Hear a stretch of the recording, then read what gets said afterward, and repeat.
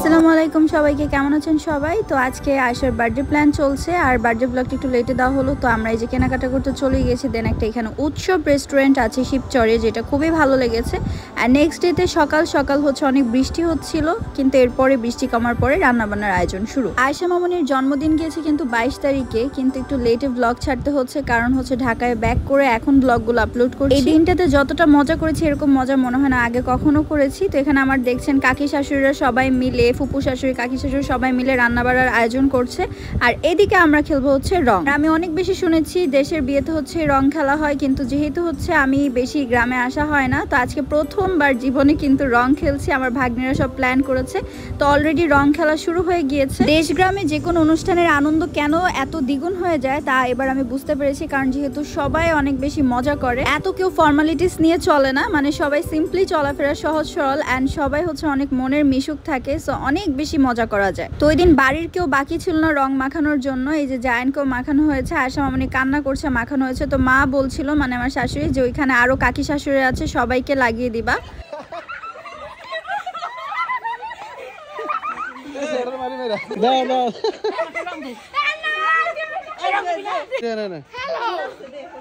তো এরপর এক এক করে প্রতি বাড়িতে যাই, আর যত শাশুড়ি আছে, ফুপু শাশুড়ি বা যারাই আছে, তো তাদের সবাইকে রং লাগিয়ে দেই। আর এদিকে জায়ানকেও দেখেন লাগিয়ে দিচ্ছে, জায়ানও অনেক বেশি খুশি। আর এই সময় আমি আমার চেহারা দেখি না, একদম ঘেমে আমার রঙের অবস্থা এত ভুতুরে লাগছিল। আমি ভিডিও এডিট করার সময় এখন দেখলাম যে আমার খুবই বাজে অবস্থা ছিল। পরে ননাসের বাড়ি গিয়ে ননাসকেও লাগিয়ে দিয়ে আসি। জায়ানকে এক একজন রং মেখে কি অবস্থা, কিন্তু জায়ানও খুব মজা পেয়েছে রং খেলে। এইদিকে যে কাদা খেলাখেলি হয় এগুলো আমি জানতাম না। তো এখানে হচ্ছে স্বামী, আমার ভাগ্নি, যেটা আরও পিছি বাচ্চা যারা আছে সবগুলা মিলে কাদা ছোড়াছুড়ি করছিল। আমি বলছি ভুলো আমাকে এগুলো দিতে না, কারণ অলরেডি রং মেখে আমার মুখে অ্যালার্জিক রিয়াকশন দেখা শুরু দিয়েছে। এই দুইটারে দেখে আমি বলি আল্লাহ, এগুলা কি অবস্থা করছে, মনে হচ্ছে যে মুক্তিযোদ্ধারা ছিল এই অবস্থা আর কি।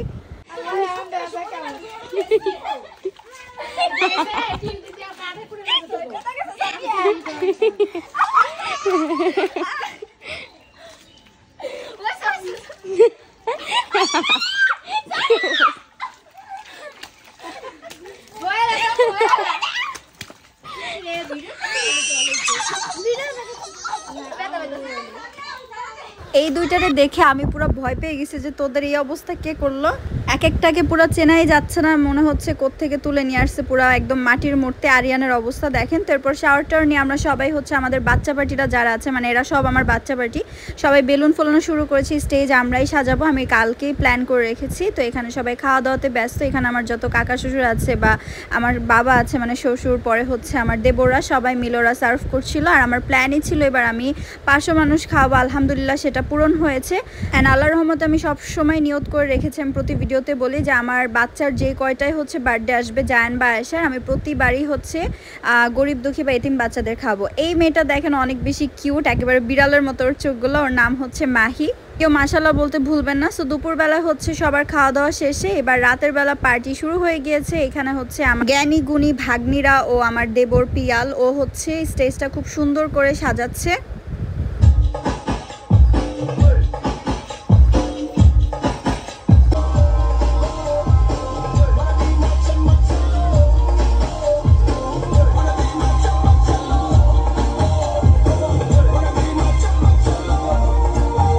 মাশাআল্লাহ আয়েশা মামুনি অনেক বেশি এনজয় করেছে, কিন্তু ওর বার্থডে ড্রেসটা এত গরম পড়েছিল আর এত হেভি ছিল, এটা আমি চায়না থেকে এনেছিলাম। ইভেন এখনও যে ড্রেসটা পরা ওর বার্থডের জন্য আমি এনে দিয়েছিলাম, কিন্তু ছবি তুলতে পারিনি গরমের জন্য। কিন্তু এইটাতে ওকে মাশাআল্লাহ ভালো লাগছে। আর কেকটা এনেছে আমার দেবর অনেক কষ্ট করে, পিয়াল, সেই ফরিদপুর থেকে। এটা হচ্ছে ওয়াসিস ব্র্যান্ডের কেক, অ্যান্ড খুবই ভালো ছিল। শিবচরে শুধুমাত্র টেস্টি ট্রিট ছাড়া আর কোনো ব্র্যান্ড পাচ্ছিলাম না। টেস্টি ট্রিটের কেক হচ্ছে তারা এরকম বড় কেক দিতেও পারবে না, সো ও আগেই হচ্ছে তাড়াতাড়ি ওর পরিচিত ছিল বিধায় আমাকে এটা ম্যানেজ করে দিয়েছে, তার জন্য অনেক থ্যাঙ্কস। এখন একে একে স্টেজে সবাই চলে এসেছে, এখন কেক কাটিং টাইম। আমার ড্রেসটাও হচ্ছে অনেক বেশি হেভি ছিল, যার ফলে তাড়াতাড়ি কেক কেটে চেঞ্জ করেছে, আর কোনো ছবি তোলাও যায়। দেখতে দেখতে আয়েশা মামুনি মনে হলো ওই দিনই হলো, আর 2 বছরে পা দিয়েছে। আর এই প্রথম দেশের বাড়িতে হচ্ছে সবাই ফ্যামিলির মানুষকে নিয়ে হচ্ছে কেক কাটিং, সো খুব বেশি ভালো লাগছিল।